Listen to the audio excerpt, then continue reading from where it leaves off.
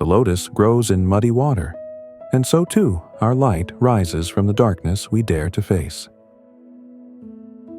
We are taught to love the light, to show our smiles, our strengths, our beauty. But what of the parts we hide? The anger, the grief, the jealousy, the shame.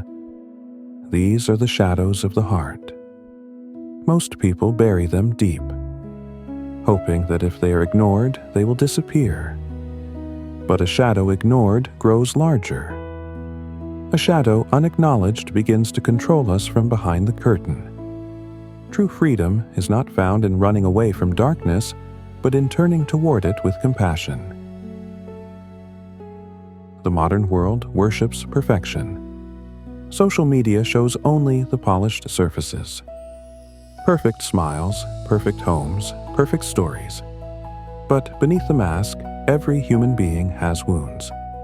We all carry scars from the past, patterns from childhood, moments where we felt unseen, unloved, unworthy. To deny them is to live half a life.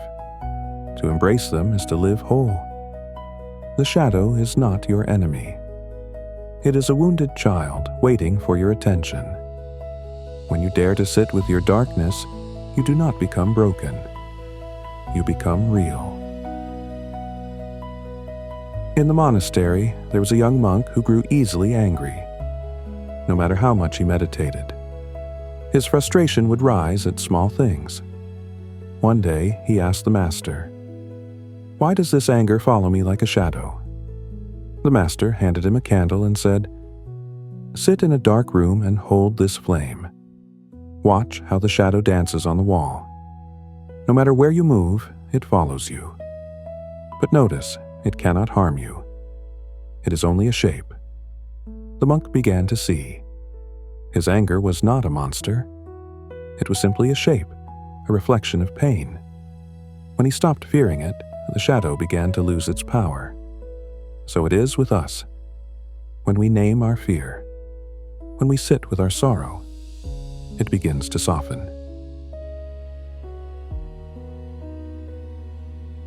Shadow work is the alchemy of the soul. It is the process of taking what was once hidden and transforming it into light. Ask yourself, what triggers me most deeply? What patterns keep repeating in my life?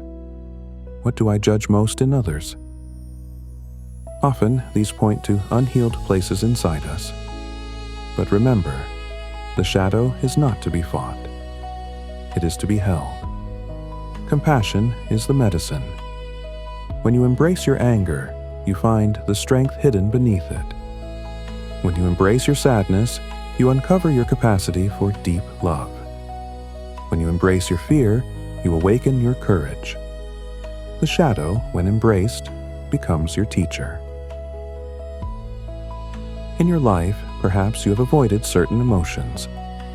You may tell yourself, "I must be strong. I must be happy. I must not feel this." But every emotion you push away becomes a silent weight inside you. Healing does not come from pretending. Healing comes from welcoming. Shadow work is not about becoming perfect.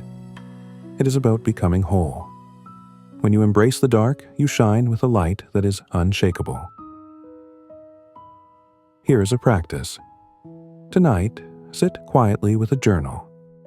Write down the emotions you usually avoid. Give them a voice. Let them speak to you as if they were a child at your door. Do not judge. Do not silence. Simply listen. You may find that the parts you feared most were only asking for your love. Close your eyes now. Imagine yourself holding a small lantern in a dark cave. Shadows flicker on the walls. At first, they seem frightening. But as you step closer, you see they are only shapes. They cannot harm you. Now breathe deeply and whisper within. I embrace my shadow. I welcome all parts of me into light. Remember, the shadow is not against you. It is the soil from which your light grows. Embrace it, and you become whole. If this touched your heart, subscribe for more monk-style wisdom, and share in the comments. I embrace my shadow with compassion.